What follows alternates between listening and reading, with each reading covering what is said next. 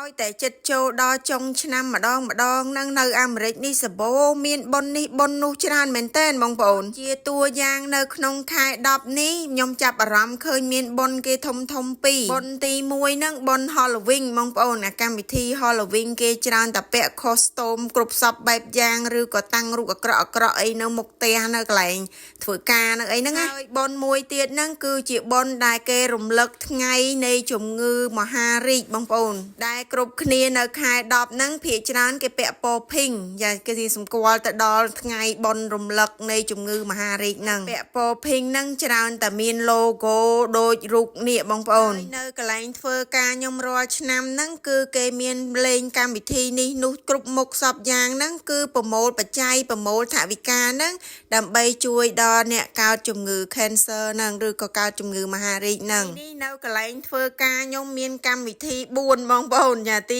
1គឺកម្មវិធីគប់នំលើមុខគឺយើងបោះឆ្នោតរើសអ្នកណាគេជាពិសេសមកនៅកន្លែងធ្វើការហ្នឹងដែលគេរើសមកតែ3នាក់ទេបងប្អូនចាអ្នកលេខ1លេខ2លេខ3ហ្នឹងដើម្បីទទួលយកនំមកថាសម្នាក់ហើយការលេងគប់នំនេះមិនមែនជាការស្អប់ខ្ពើមឬក៏ខឹងសម្បាអីទេបងប្អូនគឺជាកម្មវិធីសបាយទេ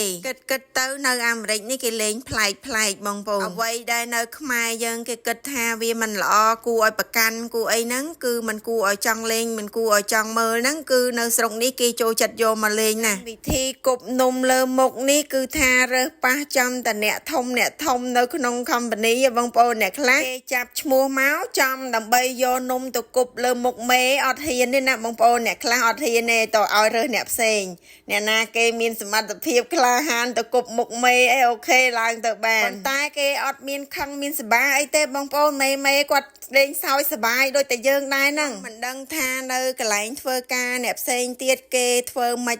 ទេបងប្អូនប៉ុន្តែនៅកន្លែងខ្ញុំហ្នឹងគឺរាល់ឆ្នាំតែម្ដងអត់ដែលខានទេកម្មវិធីអញ្ចឹង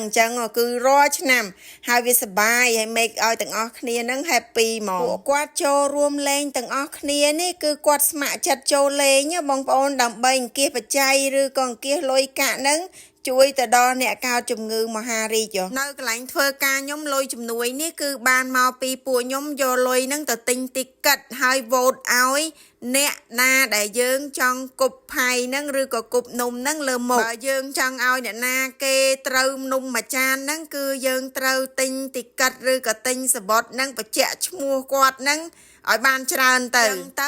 លុយដែលយើងបរិច្ចាគឬយើងយកទៅទិញទីកិតហ្នឹងបានយកទៅជួយអ្នកជំងឺមហារីកហើយយើងហ្នឹងក៏បានចូលរួមកម្មវិធីសបាយ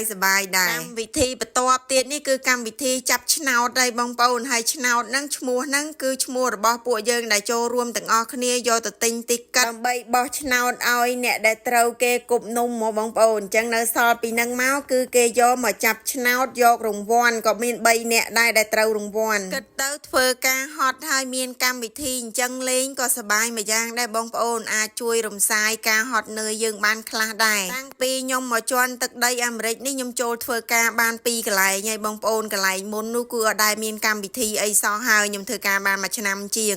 តែខ្ញុំចូលមកធ្វើការកន្លែងនេះខ្ញុំធ្វើការបានជាង7ឆ្នាំហើយកម្មវិធីសបាយរហូតអត់ដែលអាក់ខានមួយឆ្នាំណាទេមួយឆ្នាំហ្នឹងកម្មវិធីគេមានរហូតបងប្អូនតែគេមានប៉ុនអីហ្នឹងគឺថាមាននឹងដែរហើយបន្តមកទៀតនេះមានកម្មវិធីមួយទៀតហ្នឹងគឺកម្មវិធីចាអ្នកដែលពាក់ costume ផ្សេងប្លែកហ្នឹងទៅហ្នឹងគឺគេ vote ឲ្យឬគេបោះឆ្នោតឲ្យអ្នកណាលេខ1លេខ2លេខ3ហ្នឹងដើម្បីទទួលរង្វាន់ជាសាច់លុយទៀតហើយការតែងខ្លួនប្លែកអីចម្លែកអាក្រក់ល្អសខ្មៅអីនេះណាបងប្អូនគឺគេមិនមែនរាប់តែក្មេងទេមនុស្សចាស់ក៏គេលេងដែរនៅស្រុកអាមេរិកនេះលេងស្មើដៃហ្មងអត់មានគិតក្មេងគិតចាស់អីទេហើយយើងដែលមិនពាក់ costume ទៅនឹងគេហ្នឹងគឺយើងទៅបោះឆ្នោតឲ្យគេទៅតើយើងពេញចិត្តអ្នកលេខប្រមាណនៅក្នុងចំណោមមនុស្សទាំងអស់ហ្នឹងហើយកម្មវិធីបន្ទាប់ទៀតនេះកម្មវិធីចុងក្រោយនេះគឺកម្មវិធីបោះឆ្នោតឲ្យអ្នកដែលគាត់យក pumpkin ឬក៏ល្ពៅហ្នឹងណាយកទៅឆ្លាក់ឬក៏យកទៅកែច្នៃធ្វើរូបអីប្លែកហ្នឹងចាក៏គេបោះឆ្នោតឲ្យដែរអ្នកណាគេដែលមើលទៅពិសេសពិសាជាងគេចាចំនួន3អ្នកហ្នឹងក៏បានរង្វាន់គេដែរនិយាយទៅកម្មវិធីមួយសបាយហើយបានរង្វាន់ទៀតចាតែបានរង្វាន់តែអ្នកដែលគេធ្វើអញ្ចឹងឯណាបើយើងអត់មានធ្វើអីទេបានតែមកសើចនឹងឯង